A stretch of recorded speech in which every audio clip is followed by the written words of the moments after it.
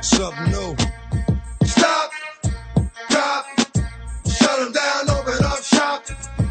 Oh, no.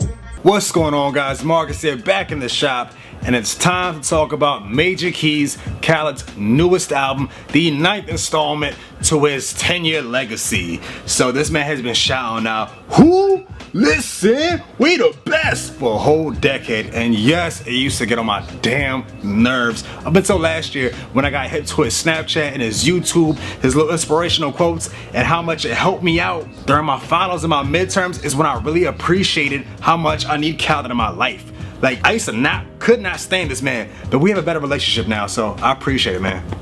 But either way, talking about this new album, I will say it's definitely a step up compared to last year's. I changed a lot, which I did not review because I just wasn't really feeling it like that. To me, it was more like an R&B album with some hip-hop mix in there, and it just did nothing for me. I've gone on record to say that I'm not a huge fan of compilation albums because I like albums with story and structure, you know, that flow better, and that album really didn't have much of that to me personally, so I just completely skipped on it because I didn't know how to review it. There's nothing to talk about during that album at that time.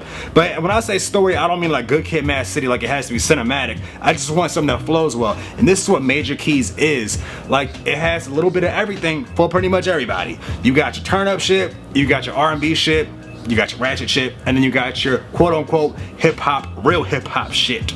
Yeah, you got it for everybody. So before we get into the album, I will say that I've seen some comments in the comment section of some of my videos, or specifically my podcast and other videos, talking about what exactly does Khaled do other than just shout annoying ass slogans on the back of the tracks, you know, and the ad-libs and shit like that. What does he do? Because he doesn't rap, he doesn't make beats.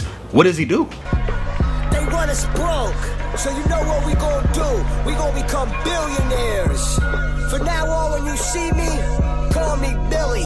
Boy, if you don't get... Well, you gotta think of it this way. If you are a fan of the Marvel movie franchise, if you are a fan of the Avengers, Khaled is like Nick Fury. He just gets the best talent that he can find, whether they're his core 5 or 4 that he's been working with forever, you know, Wayne, Rick Ross, Fat Joe, Birdman, and whether it's them or just the new guys, the new heavy hitters of today and now, he gets them and puts them on a track that you would have never thought you would have heard before. Like, think about it. His first single that came out like 10 years ago, who would have thought that you would hear Paul Wall, Pitbull, Rick Ross, Fat Joe, and Lil Wayne on one song? Nobody would have ever thought to hear that together. Like, that was dope, and he's been doing that forever. So he's very consistent. Obviously, Khaled preaches that. He is the king of anthems, and this album is no different. He actually starts off with the first 2 singles as the lead 2 singles that you hear on the radio. So of course that's I Got the Keys with Jay-Z and Future, and then For Free with Drake. And there's really not much to talk about there because I already talked about Jay-Z's I Got the Keys in this review, so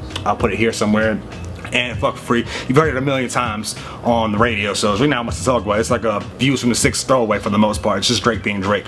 So I'll break it down this way. The first 5 songs within this album, which includes the Jay-Z and Drake joint, are pretty much for the lyrical hip-hop heads, the quote-unquote hip-hop heads, the real hip-hop shit, that backpack shit. After that, we got some smooth R&B shit, and then we got some turn up shit. And I'll explain to you the way it goes down. First 5 songs, we got these 2 out the way. The next one we talking about. Now the 3rd song after these 2 singles is Nas's joint. Now I personally never thought I was gonna hear Nas on a Khaled album. Not only that, but they took a sample from Fugees and put it within this song. I never thought I was going to hear that because, again, Khaled is the king of turn-up.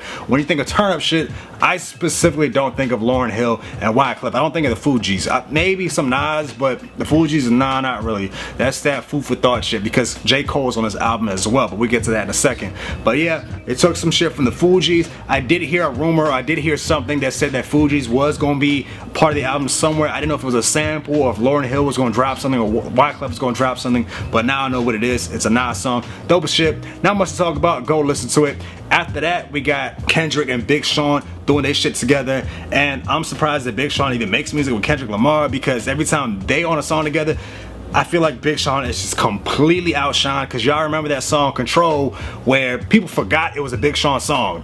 Kendrick's verse just completely annihilated everybody. Nobody thought about Jay Electronica. Nobody thought about Big Sean, because people were talking about Kendrick's verse for like a whole year straight.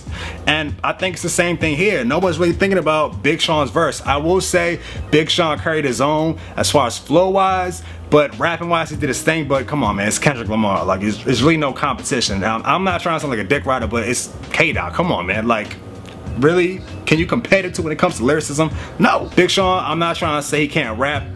Sometimes he kind of comes off a little corny to me, but I like the song Needless to Say. But after that, we got a song with J. Cole, Jermaine's Interlude. Remember I told you we got J. Cole and Nas in here for that food for thought shit. Wasn't a bad song, definitely talking about shit that's going on in his life and things that are just going on in general in the world.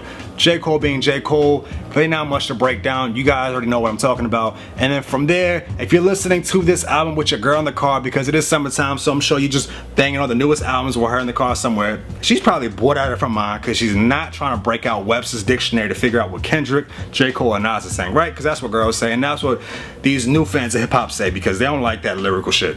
So she's probably bored out of her mind. Thankfully, like I said earlier, Khaled has some shit for everybody. So we go into some real R&B shit. We got Bryson Tiller, Future, we got Chris Brown and August Alsina. So we got 10 minutes of smooth sailing with that R&B shit. Not much to talk about because I don't review R&B shit. Go listen to the 2 songs. Okay, 2 songs are done, dropping your girl off. Alright, now to pick up your side chick. And when I say pick up your side chick, because these next few songs is that ratchet shit, because this album takes a sharp left from some R&B shit to some rad shit, trap shit, because we got Gucci, Yo Gotti, we got Kodak, Future, and 2 Chainz. And when I say this, these strip club anthems and club anthems, the names of these songs pretty much speak for themselves. These 3 songs is fuck up the club, pick these hoes apart, and work with it. Sound like some stripper anthems, right?